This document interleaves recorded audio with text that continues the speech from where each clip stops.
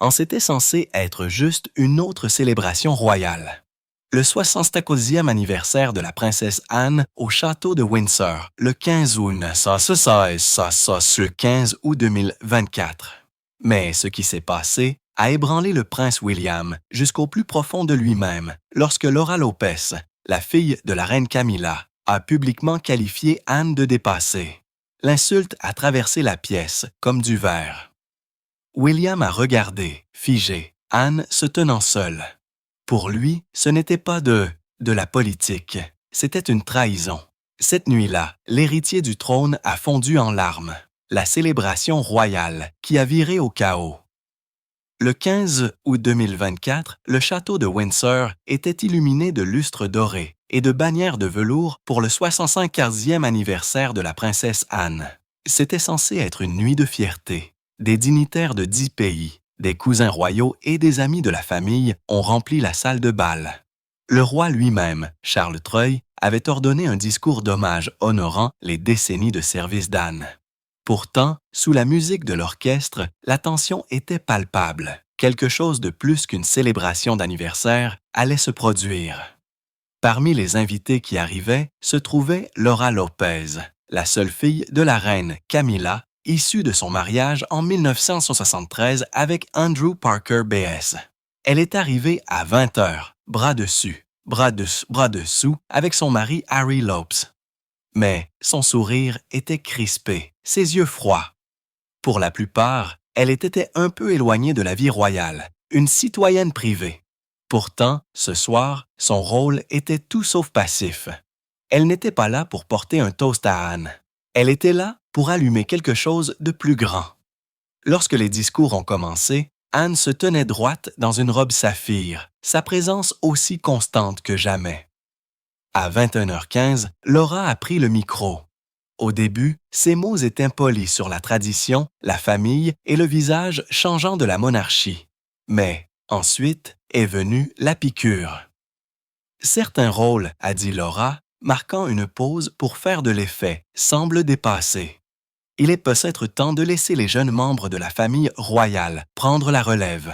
Des halètements ont parcouru la pièce. L'insulte n'était pas vague. Elle visait directement Anne. Anne s'est figée, ses yeux se rétrécissant, mais elle n'a pas dit un mot. Des années de discipline militaire et de service public, plus de 50 ans de service royal l'ont maintenue immobile. Autour d'elle, des chuchotements ont bourdonné. Certains ont regardé Camilla, qui était assise immobile à une table près de la déesse, son expression illisible. D'autres ont regardé Charles, son visage cendré. Ce qui était censé être une célébration s'était transformé en humiliation, et Anne, l'invitée d'honneur, avait été prise en embuscade dans son propre château. Ce moment a brisé l'illusion d'harmonie. Dans une famille liée par le protocole, les mots de Laura étaient de la dynamite. Anne est restée ferme, mais le silence n'a pas effacé la blessure.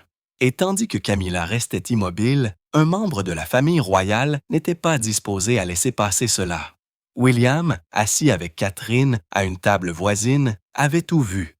Le sourire narquois, les mots, la piqûre. Cette nuit-là, alors que les lumières du château s'éteignaient et que les invités partaient, la fureur de William grandissait.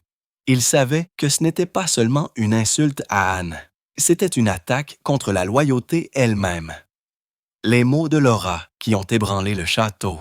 Le commentaire aurait pu s'estomper s'il était venu d'un journaliste ou d'un politicien, mais il venait de Laura Lopez, la fille de la reine Camilla, prononcé à l'intérieur du château de Windsor lui-même. Le 15 août 2024, elle n'a pas seulement traité Anne de dépassée. Elle a déclaré que seuls les jeunes membres de la famille royale devraient ne pas se faire. C'est la la monarchie. C'était un poignard déguisé en opinion qui a coupé plus profond à cause de qui l'a dit et où cela a été dit. Le poids de l'insulte a atterri en quelques secondes. Et la femme qui avait effectué plus de 20 000 engagements depuis ses débuts dans les années 1970 est restée silencieuse, la mâchoire serrée. Elle avait vécu des crises. L'Annus Horribilis de 1992, les funérailles de Diana en 1997 et le décès de la reine en septembre sans faiblir. mais être rejeté de son vivant à son propre anniversaire par la fille de la reine. C'était une trahison déguisée en franchise. William l'a vu clairement, assis à une table avec Catherine et le prince Edward. Il s'est penché en avant, les poings serrés. Pour lui, Anne était plus qu'une tante. Elle était le roc qui l'a aidé à se maintenir après la mort de Diana en août 1997. Elle avait marché à ses côtés dans le deuil, l'avait guidé dans ses fonctions et n'avait jamais trahi sa confiance. L'entendre se faire moquer, c'était comme voir quelqu'un ternir la mémoire de sa propre mère. Les invités chuchotaient furieusement, échangeant des regards dans toute la salle de bal. Certains se demandaient à voix haute si Camilla avait approuvé le discours à l'avance. D'autres affirmaient que Laura agissait seule. Mais ce qui a frappé tout le monde, c'est le calme d'Anne. Elle ne s'est ni défendue, ni vengée. Au lieu de cela, elle est restée immobile, laissant le silence planer comme une lame. Pourtant, ce silence n'a pas effacé l'insulte. Il l'a rendue plus vive. Et William, contrairement à Anne, n'était pas disposé à la laisser sans réponse. Cette nuit-là, lorsque les lumières se sont éteintes et que Windsor s'est vidé, l'esprit de William s'est emballé. Catherine a remarqué son agitation, la façon dont il rejouait les mots de Laura encore et encore. Il ne pouvait pas se débarrasser de l'image d'Anne, se tenant seule, sans protection, tandis que des chuchotements remplissaient la salle. Pour William, il ne s'agissait pas seulement d'un manque de respect. Il s'agissait de loyauté, d'héritage et des valeurs qui maintenaient la monarchie unie. Et alors que minuit se transformait en aube, William a atteint son point de rupture. Il ne resterait plus silencieux. Le point de rupture du prince William. Il était plus de 2 heures du matin à Adelaide Cottage lorsque William a finalement cessé de faire les 100 pas. La nuit du 15 août 2024 résonnait encore dans sa tête. La voix de Laura, le silence d'Anne et la piqûre de l'humiliation. Sa fureur n'était pas seulement due à l'insulte, elle était due à tout ce qu'Anne représentait. Pour William, elle n'était pas seulement une membre de la famille royale. Elle était une famille, un mentor et un bouclier. Elle l'avait soutenu pendant les jours les plus sombres de la mort de Diana et ne l'avait jamais laissé tomber. En tant qu'héritier du trône, William avait appris à réprimer ses émotions. Mais c'était différent, c'était personnel. Dans son bureau, entouré de vieilles photographies de sa mère, sa colère s'est transformée en résolution. Il ne pouvait pas permettre qu'Anne, la sœur du roi, la membre la plus consciencieuse de la famille royale de son temps, soit rabaissée en public. Ce n'était pas des commérages, c'était un défi aux valeurs de service et de sacrifice qui définissaient la monarchie. À l'aube, William avait fait un vœu. Il défendrait Anne ouvertement si nécessaire. Il a brièvement parlé à Catherine pendant le petit déjeuner à 7h30, expliquant qu'il ne s'agissait pas de politique, mais de principe. Catherine, toujours calme, a insisté sur la patience, mais elle a également vu le feu dans ses yeux. Il ne parlait pas en tant que futur roi. Il parlait en tant que neveu qui avait finalement atteint sa limite. Ce jour-là, les aides ont remarqué sa tension. Les réunions prévues au palais de Kensington le 16 août 2024 se sont déroulées dans un silence lourd. Sa mâchoire était serrée, son ton cassant. Les rumeurs se sont répandues rapidement. William préparait quelque chose, pas une explosion, mais un geste. Et ceux qui le connaissaient, le mieux ont compris. Lorsque William atteignait ce point, rien ne l'empêcherait d'agir. Anne avait été humiliée. William ne permettrait pas que cela reste ainsi. Le point de rupture de William a préparé le terrain pour le prochain affrontement. Mais alors qu'il bouillonnait en privé, Camilla a réagi de la manière opposée. Pour elle, les mots de Laura étaient inoffensifs, peut-être même justifiés. Elle n'est pas une membre de la famille royale, a déclaré Camilla. Elle a dit ce qu'elle pensait. Cette seule phrase a tout révélé. Pour William, c'était une trahison. Pour Camilla, c'était une stratégie. Et alors que le palais essayait de maintenir la paix, une guerre silencieuse a commencé entre le futur roi et la reine consorte elle-même, la guerre silencieuse entre Camilla et William. Dans les jours qui ont suivi le 15 août 2024, des chuchotements se sont répandus comme une traînée de poudre à travers Windsor et le palais de Kensington. La colère de Williams ne s'était pas calmée et l'indifférence de Camilla n'a fait qu'attiser les flammes. Elle a rejeté les mots de Laura comme une opinion inoffensive, disant aux aides à Clarence House le 18 août que Laura n'est pas une membre de la famille royale. Elle peut parler librement. Mais pour William, ces mots ont révélé quelque chose de plus sombre. Il n'y avait pas que Laura, c'était Camilla qui défendait l'insulte. La reine consort avait choisi son camp, et ce n'était pas celui d'Anne. À l'intérieur des murs du palais, la tension s'est resserrée comme un nœud coulant. Le cercle de Camilla, y compris son amie de longue date Fiona Petty Fitzmaurice, a insisté sur le fait que Laura avait été mal comprise. Les alliés de William, notamment le prince Édouard et la princesse Catherine, n'étaient pas d'accord. « Ce n'était pas une erreur », a déclaré tranquillement une aide le 20 août. C'était calculé pour William. Chaque jour qui passait sans excuse en était la preuve. Il a commencé à considérer l'explosion de Laura non pas comme des mots maladroits, mais comme une tentative délibérée d'affaiblir Anne. Le roi a essayé de rester neutre. Le 21 août, Charles a dîné en privé avec Anne à Highgrove House. Des initiés disent qu'il l'a supplié de ne pas prendre les mots de Laura personnellement, les qualifiant d'erreurs de jugement juvénile. Mais Anne n'était pas une jeune fille. Elle avait 75 ans et plus de 5 décennies de service. Son silence à table en disait long. Elle ne se plaindrait pas, mais elle ne pardonnerait pas non plus. Charles a quitté ce dîner ébranlé. La loyauté de sa sœur était inébranlable, mais la défense de sa fille par sa femme l'était tout autant. En coulisses, les aides se sont bousculés. Les attachés de presse du palais de Buckingham ont reçu l'ordre d'enterrer l'histoire. Les plans de table pour les événements de septembre à venir ont été discrètement redessinés pour tenir William et Laura à l'écart. Pourtant, des chuchotements ont continué à fuiter. Lors d'une réception caritative à Londres le 23 août, les journalistes ont noté l'attitude glaciale de William lorsque Camilla est entrée dans la pièce. Il n'y a pas eu de sourire, pas de salutation, seulement du silence. La guerre avait commencé. Silencieuse, polie, mais indéniable. La guerre silencieuse était désormais impossible à ignorer. La loyauté de William envers Anne s'est heurtée de front à la défense de Laura par Camilla. Pour Charles, pris entre les deux, la situation échappait à tout contrôle. Et juste au moment où il semblait que les choses allaient se calmer, des rumeurs ont fait surface qui ont fait éclater l'histoire au grand jour. Les gens ont commencé à se demander, l'explosion de Laura était-elle vraiment spontanée ou était-elle orchestrée? Les chuchotements pointaient dans une seule direction, directement vers Camilla elle-même, et la possibilité d'un piège a tout changé.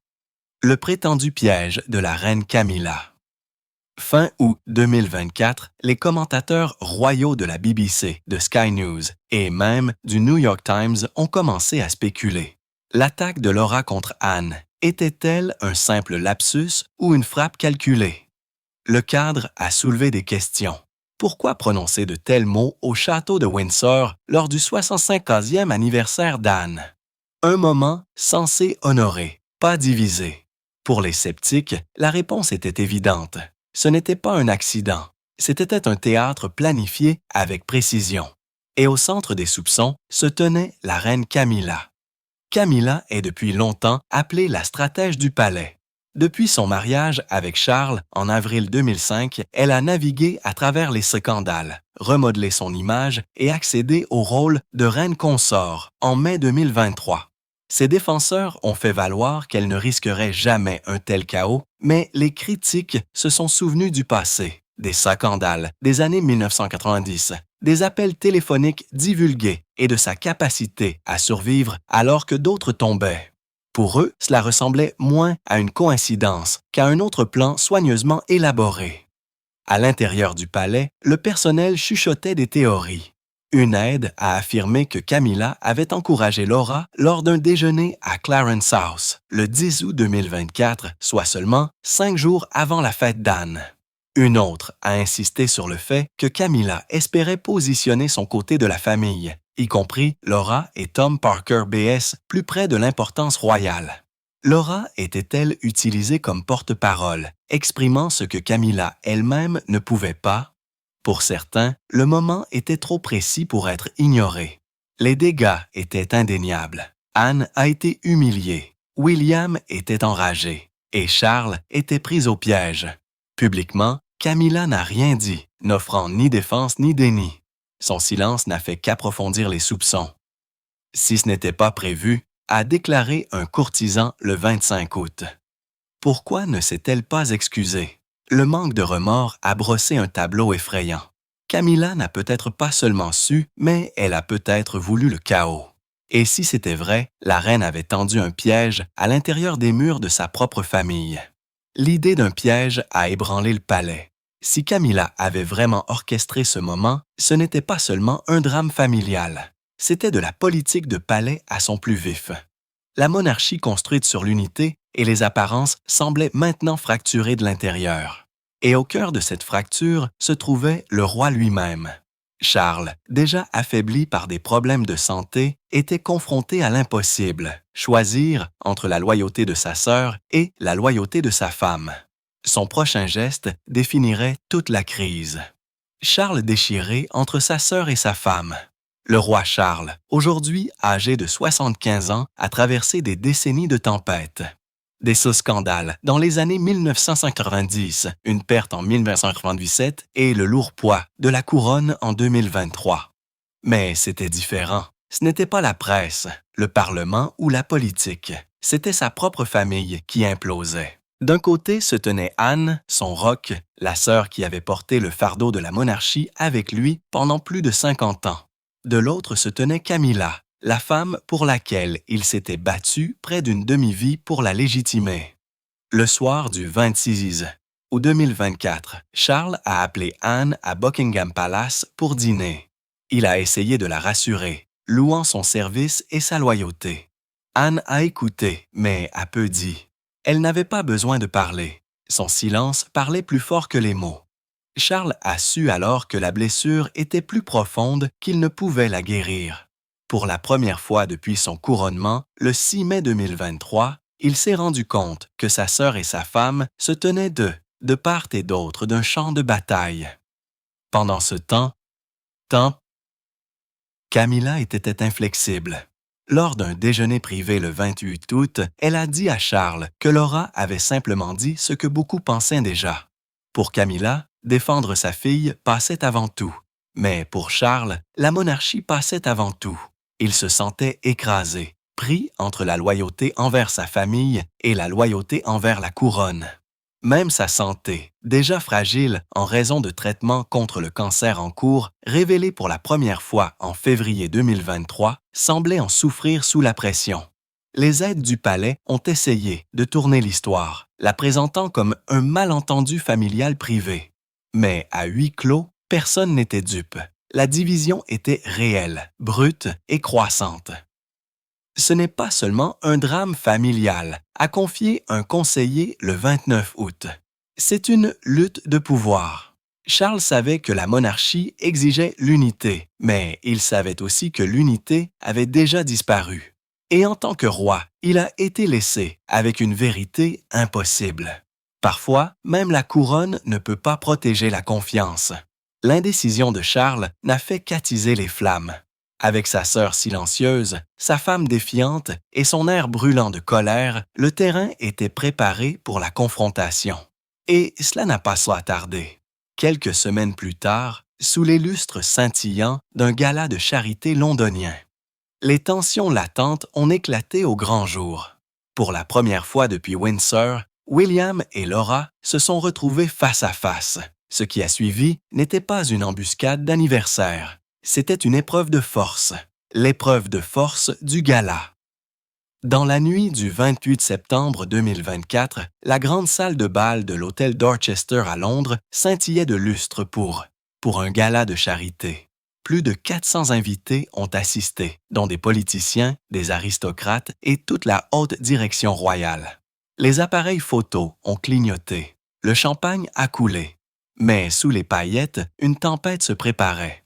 William, vêtu d'un smoking noir élégant, est arrivé à 20h30 avec Catherine à ses côtés. Il n'était pas là pour Laura, mais il savait qu'elle serait là, et tout le monde le savait. Laura est entrée juste après 21 heures, escortée par son mari, Harry Lopes. Sa mère, la reine Camilla, était juste derrière, portant une robe émeraude qui a attiré tous les regards dans la pièce. Pendant un moment, la musique et le bavardage ont masqué l'attention. Mais lorsque William a aperçu Laura de l'autre côté de la salle, l'atmosphère a changé. Il n'a pas souri. Il n'a pas incliné la tête en signe de salutation. Son regard était froid, inflexible, le genre de regard qui fait taire une pièce sans un mot. Des témoins ont décrit la réaction de Laura comme instantanée. Son visage s'est vidé, sa posture s'est affaissée. Elle a essayé de se tourner vers sa mère, mais les yeux de William sont restés fixés sur elle comme pour l'épingler sur place. Catherine Ilsessin, calme comme toujours, a posé une main légèrement sur le bras de William. Mais même elle ne pouvait pas adoucir l'acier dans son expression. La tension s'est accrue lorsque Camilla, sentant le danger, s'est rapidement interposée entre eux, guidant Laura vers un autre groupe d'invités. Mais le moment avait déjà été vu. À l'heure où l'horloge a sonné 22 heures, les commérages se sont répandus dans tout le gala. « Avez-vous vu le visage de William » a chuchoté un invité. « Il n'a pas eu besoin de dire un mot » a répondu un autre. Cette nuit-là, aucune explosion n'a été nécessaire. Le regard silencieux de William a parlé plus fort que les discours. L'affrontement n'était pas physique, mais il était décisif. L'héritier du trône avait rendu sa position indubitable. Laura s'est flétrie. Camilla l'a protégée et l'honneur d'Anne avait été discrètement vengé, ne serait-ce que dans les yeux de William. L'épreuve de force du gala a fait les gros titres, bien que rédigée avec soin. Les journaux ont fait état de tensions dans les rangs royaux sans nommer directement Laura. Mais à l'intérieur des murs du palais, la vérité ne pouvait pas être cachée.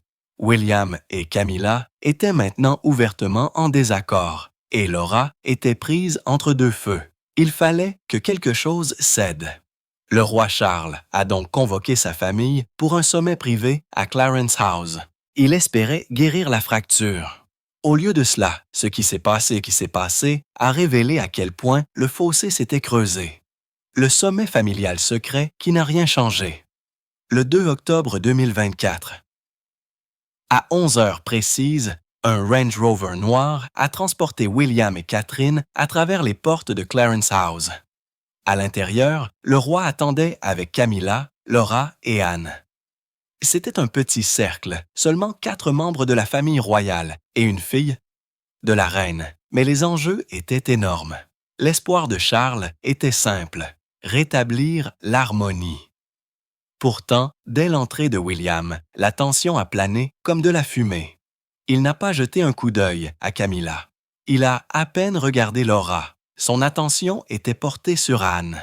Charles a ouvert la réunion avec un calme maîtrisé. Il a parlé de l'unité familiale, de l'importance du respect. Il a demandé à Laura de clarifier ses paroles du 15 août.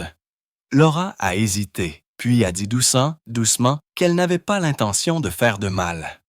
William a coupé court brusquement. « Vous avez traité ma tante de dépassée. Ce n'était pas inoffensif, c'était délibéré. » Le silence est tombé.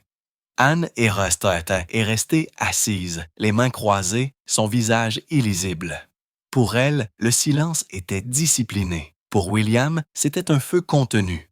Camilla s'est hérissée, intervenant pour défendre sa fille. Laura n'est pas une membre de la famille royale. Elle est libre de dire ce qu'elle pense, a-t-elle dit. La mâchoire de William s'est serrée. Pas au château de Windsor. Pas à l'anniversaire de ma tante. Anne n'a toujours rien dit, mais ses yeux ont vacillé. Approbation des paroles de William peut-être, ou simplement soulagement que quelqu'un les ait enfin prononcées. Charles a essayé d'intervenir, mais sa voix tremblait. Sa tentative de pacification a été noyée par le silence qui a suivi l'accusation de William. À la fin de la réunion à 12h45, rien n'avait été résolu. Aucune excuse n'a été présentée. Aucune réconciliation n'a été faite. Charles s'est affalé sur sa chaise, les mains cachant son visage. Anne s'est levée et est partie tranquillement, ses pas mesurés, la tête haute. William a tourné le dos à Camilla et Laura en sortant. Et, à ce moment-là, Clarence House est devenu un champ de bataille sans vainqueur. Le sommet n'avait pas guéri la blessure. Il avait exposé à quel point elle était vraiment permanente. Après Clarence House, les membres de la famille royale sont retournés à leurs devoirs publics. Les sourires sont revenus sur les photographies, des discours soignés ont été prononcés et les apparitions officielles ont continué. Mais derrière le rideau, la fracture est restée. Les plans de table ont été réécrits. Les rassemblements de Noël ont été soigneusement chorégraphiés et chaque fois que William et Camilla apparaissaient dans le même espace, le froid était visible. La monarchie affichait l'unité, mais à l'intérieur, elle se brisait. Et au fil des mois, une vérité est devenue impossible à nier. La famille ne faisait que semblant. Une famille qui fait semblant. D'octobre 2024 à la période des fêtes, les événements royaux se sont déroulés avec précision, mais aussi avec tension. Lors d'un concert de charité à Manchester le 12 novembre, Anne et William étaient assis ensemble au premier rang, tandis que Camilla et Laura étaient toutes placées 2 rangs derrière. Les places n'étaient pas aléatoires, c'était délibéré, chorégraphié pour éviter une scène. Chaque événement a suivi le même scénario soigné, des sourires pour les caméras, de la distance pour la paix. Mais ceux qui regardaient de près voyaient la vérité. La famille était fracturée. Même Noël à Sandringham le 25 décembre 2024 a été mis en scène. William et Catherine sont arrivés avec leurs enfants à 10 heures, saluant chaleureusement Anne. Camilla a marché séparément, serrant le bras de Charles. Laura était totalement absente, passant tranquillement les vacances dans sa maison du Wiltshire. Des initiés ont chuchoté que c'était intentionnel. Le palais ne pouvait pas risquer un autre affrontement public. Pour Anne, la journée ressemblait à un devoir accompli sous une lumière artificielle. Pour William, c'était de la loyauté déguisée en normalité. Anne a continué à travailler. En janvier 2125, elle a effectué plus de 25 engagements en voyageant à travers l'Écosse et le nord de l'Angleterre. Mais des amis ont remarqué la lassitude dans ses yeux. Elle est stable, mais elle est blessée, a admis un confident. Des décennies de service avaient bâti sa réputation de figure la plus fiable de la monarchie. Pourtant, la trahison avait percé son armure. Pendant ce temps, la froideur de Camilla envers William s'est accentuée. Ce qui était autrefois une tension polie s'était maintenant transformé en un froid permanent. Derrière chaque photographie royale, des fissures s'élargissaient. Pour le public, la famille se présentait comme un front uni. Pour les initiés, il était évident que la couronne était éclatée. La monarchie construite sur la confiance tenait par le seul semblant. La cicatrice d'Anne, la colère de William, la fierté de Camilla et le silence de Laura avaient formé un mur invisible. Tout le monde souriait, tout le monde jouait, mais derrière les masques, personne n'oubliait. Au moment où l'hiver s'est transformé en février 2025, les dégâts s'étaient transformés en permanence. Aucune excuse n'avait été présentée. Aucune réconciliation n'avait eu lieu. William est resté farouchement loyal à Anne. Camilla est restée défiante envers Laura. Et Charles, malgré tous ses efforts, n'a pas pu réparer la fracture. Ce qui avait commencé comme une embuscade d'anniversaire était devenu une blessure permanente. Et dans la monarchie, les blessures qui ne guérissent pas, ne s'estompent pas. Elles s'aggravent, remodelant l'histoire pour les années à venir. La blessure qui n'a jamais guéri. Le temps a passé, mais la douleur ne s'est pas atténuée. En mars 2025, William refusait toujours de partager une scène avec Laura, et les aides ont admis tranquillement que la rupture était permanente. Sa loyauté envers Anne n'avait fait que s'approfondir pour lui. Elle n'était pas dépassée. Elle était le dernier exemple vivant du devoir sans compromis. Et pour cela, il ne pardonnerait jamais les paroles de Laura, ni la défense de Camilla. L'héritier du trône avait tracé une ligne, et il ne reculait pas. Anne a continué, stoïque comme toujours. À 74 ans, elle a continué son programme, ajoutant 15 engagements supplémentaires rien qu'en avril 2025. Pourtant, des amis proches d'elle ont dit qu'elle parlait rarement de l'incident de son anniversaire. Ce n'était pas sa façon de s'attarder sur le passé. Pourtant, un confident a révélé que la trahison l'avait marquée. Elle ne l'oubliera jamais. Son silence avait été son bouclier, mais derrière ce bouclier, une blessure est restée. Laura, autrefois une figure discrète à peine sous les projecteurs, a vu son nom à jamais lié à un scandale. Au printemps 2025, elle s'était presque complètement retirée de la vie publique, se concentrant sur sa famille dans le Wiltshire. Les mots qu'elle avait prononcés au château de Windsor ne pourraient jamais être repris. Pour certains, elle était considérée comme imprudente. Pour d'autres, elle était considérée comme cruelle. Quoi qu'il en soit, elle était devenue un symbole de fracture. Et Charles, il a appris la leçon la plus dure de toutes. Un roi peut donner des ordres, façonner des discours et chorégraphier des apparitions, mais il ne peut pas contrôler la confiance. La couronne, polie et lourde, n'a pas pu le protéger de la vérité. Sa femme et sa sœur ne seraient jamais d'accord. Son fils et sa reine ne se réconcilieraient jamais. Et sa famille, liée par l'histoire, avait été déchirée par une blessure que le temps lui-même refusait de guérir. Des initiés disent que la fureur de William n'a fait que s'intensifier depuis ce soir-là. Son lien avec Anne, forgé dans le deuil de 1997, reste incassable, tandis que sa distance avec Camilla s'accroît de jour en jour. Pour lui, les paroles de Laura n'étaient pas un accident. C'était un piège et le silence de Camilla a aggravé la situation. William a juré de ne plus jamais laisser Anne se tenir seule. Et maintenant, les lignes de bataille à l'intérieur du palais sont tracées. Neveu et tante côte à côte contre la reine consort.